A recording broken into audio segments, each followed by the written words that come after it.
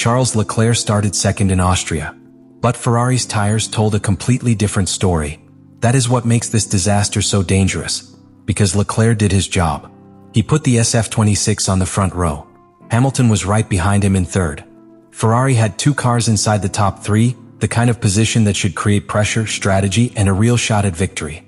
But then the race exposed the truth Ferrari could not hide. The tires faded. The pace collapsed. The straights punished them. The corners did not save them.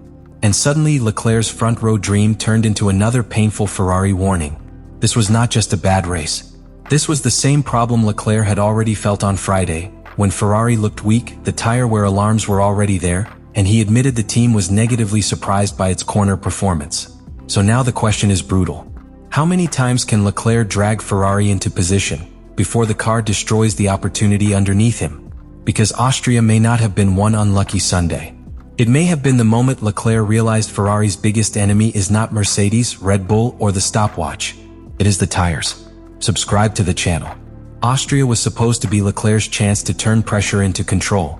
That is why the weekend matters. Because starting second at the Red Bull ring is not a small advantage. It is not just a good number on a timing sheet.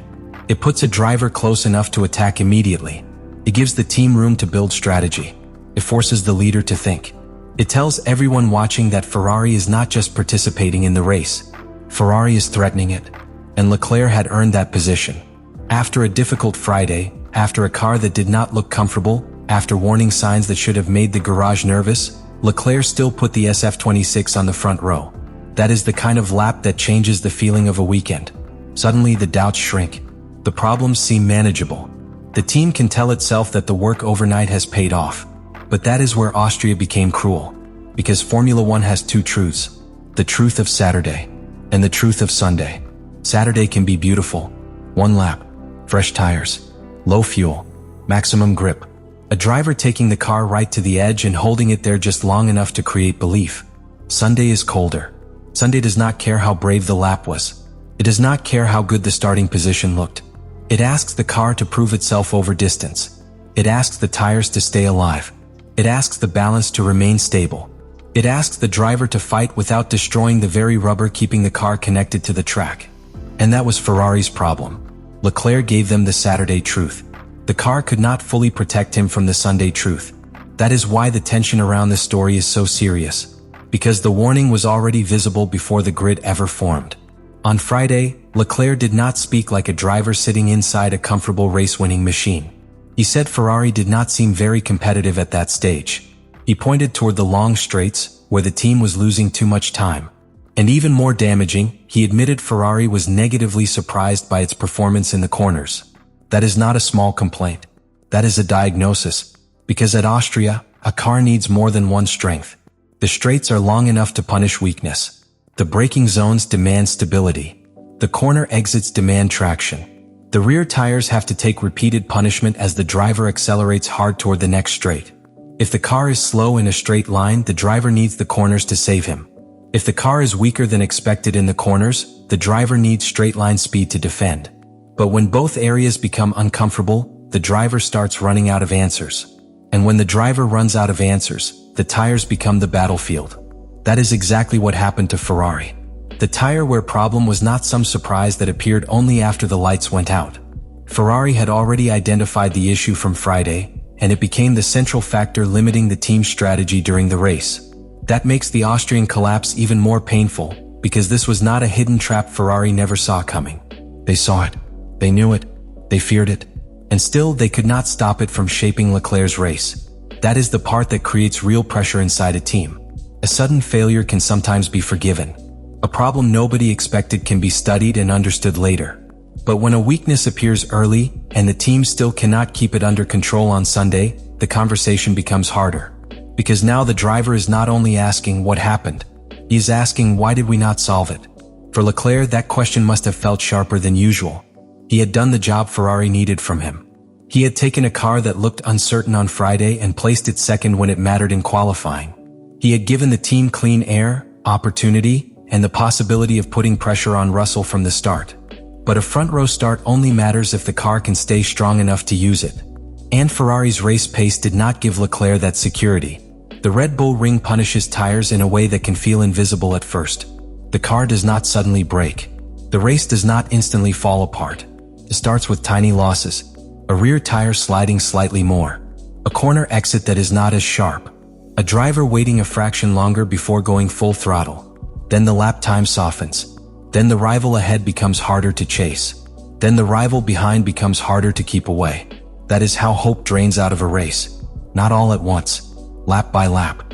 And for a driver starting second, every one of those laps feels expensive. Because Leclerc was not in damage limitation mode by choice. He was put into that position by the car's behavior. He could not simply attack without consequence. Every push risked hurting the tires more. Every defensive moment risked adding heat. Every slide risked creating the next slide. This is the cruel loop of degradation. The tire overheats so it loses grip. It loses grip so the car slides. The car slides so the tire overheats even more. Because Leclerc knows the difference between losing to a faster rival and losing the chance before the car has allowed him to fully fight. If Russell is simply quicker, Ferrari can accept the gap and improve. If Verstappen recovers because Red Bull has stronger race pace, Ferrari can study that and respond. If Antonelli reaches the podium because Mercedes is more complete, Ferrari can measure the difference. But when Ferrari qualifies second and third, then the tires become the main story. The pain is different. Because the chance was there. It was not imaginary. It was not media hype. It was sitting on the grid in red.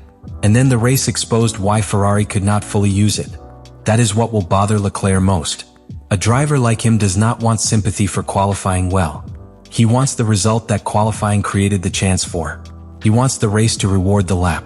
He wants Saturday to mean something on Sunday. Austria made Saturday feel fragile. And that is a dangerous feeling for Ferrari.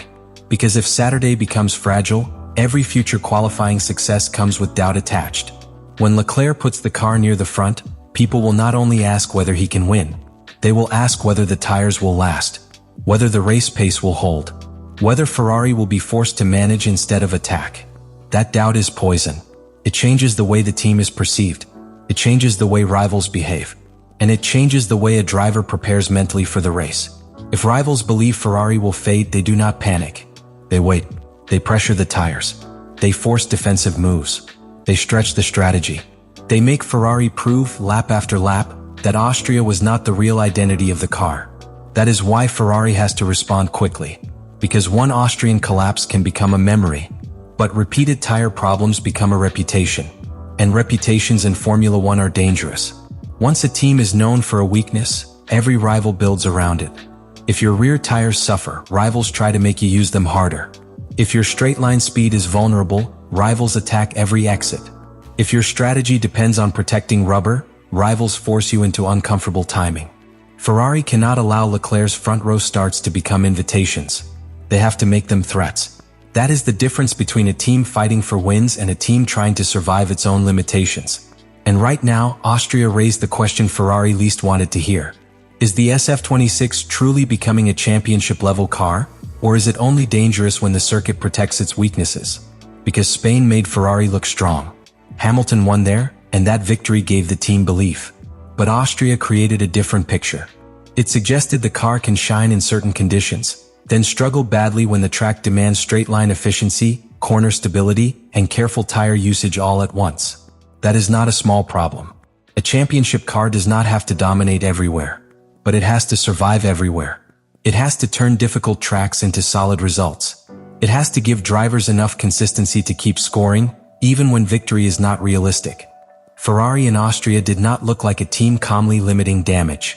It looked like a team being pulled into a problem it had already seen coming. And Leclerc was at the center of it. That is why the emotional weight is so high. Because Leclerc is not asking for perfection every weekend. But when he puts the car second, he needs Ferrari to make that position matter. He needs the race pace to be strong enough that the front row start becomes a platform, not a painful reminder of what could have been. The difference is everything. A platform launches you forward. A reminder haunts you afterward. Austria became the second one. And inside Ferrari that has consequences. The engineers will look at tire temperatures. The strategists will look at pit windows.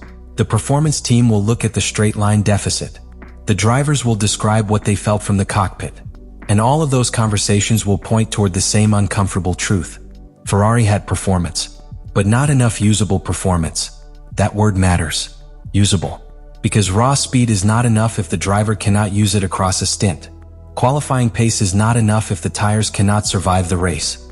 A strong grid position is not enough if the car turns defensive before the fight can fully develop. Leclerc has given Ferrari raw speed many times. Austria showed that raw speed still needs protection. And that protection has to come from the car. Not from hope. Not from history. Not from the emotion of a Ferrari front row. From engineering. From balance. From tire control. From race pace that holds when the circuit becomes cruel. Until Ferrari gives Leclerc that, the tension will keep growing. Because every time he delivers a lap like Austria, and every time the race falls away because of tire problems, the same message gets louder. The driver is doing enough to create the chance. The car is not doing enough to keep it alive. That is the first real block of this story. Not rebellion in headlines. Not drama for the sake of drama. A deeper pressure building around a driver who knows exactly what he gave Ferrari, and exactly what Ferrari failed to give back.